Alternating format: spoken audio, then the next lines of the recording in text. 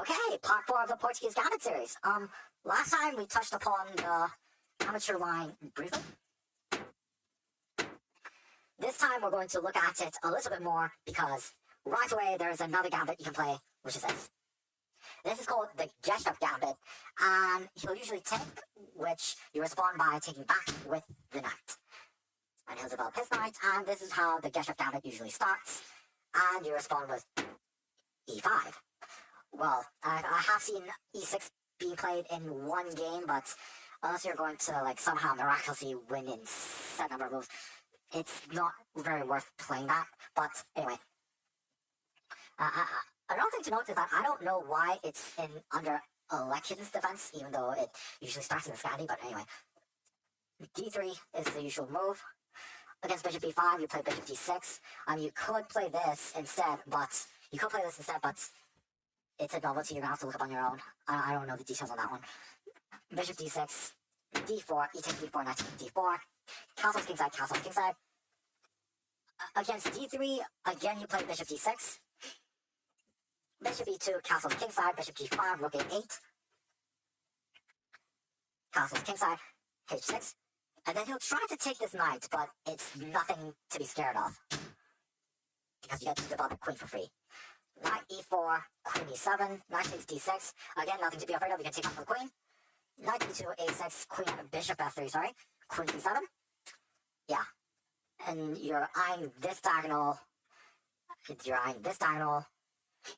And you'll have a pretty, you'll have a pretty easy time here. You'll be fine in this scenario. I mean, black is a pawn, but black is okay here. White is a pawn here, but you're pretty fine here. Okay, bonus counter gambit to learn. You will run into this an awful lot, especially in Samos. One of the reasons why I used to avoid playing knight f6 is actually this. Yeah. Everybody hates this. It's super annoying. There is a way to fight back against this, believe it or not. And yeah, there is actually a counter gambit you can play against the Trombowski. You let him get into the raptor variation, and you immediately take, and then he takes, and you go e5. Yeah, this is called the Hergert Gambit. This is actually a very provocative and counter-attacking way to play against the Trombowski. The only downside to this is that, unlike most other counter gambits you're going to learn, this one gets a little bit posish. Yeah.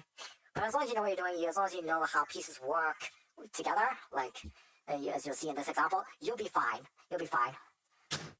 And then he'll take, and then you'll be fine because you win the pullback immediately, so you're even a material right away.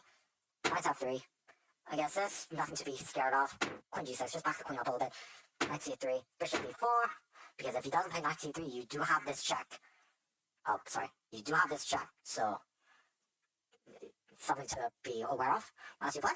Queen d3, queen takes d3, just trade the queens right off the bat. d6, e takes d6, bishop takes d6, again you're even material. Knight b5, bishop f4, rook h4. You don't worry about this bishop. I mean, you kind of could, try to, it's trapped. a6, yeah, rook takes f4, but you do get a bit nice in the process. d4, c6, king d2, castle's kingside, bishop d3, h6, g4, f6. And after you just, be sure to attack the rooks with your pawn. Always remember, you always look for hanging pieces. The knight, defend. Rook. Get the annoying bishop off the board. He takes. Knight. That was just a pawn, you'll be fine. And then you have that check, you have that pawn hanging you can take, and then you have this check. You're just bullying him down into the... Remember to prepare this move with this move, but you're just bullying him into submission. Poor guy. That's nothing to be scared of. And then in the game I analyzed, in this, he resigned. The opponent, the white player. Okay, have fun!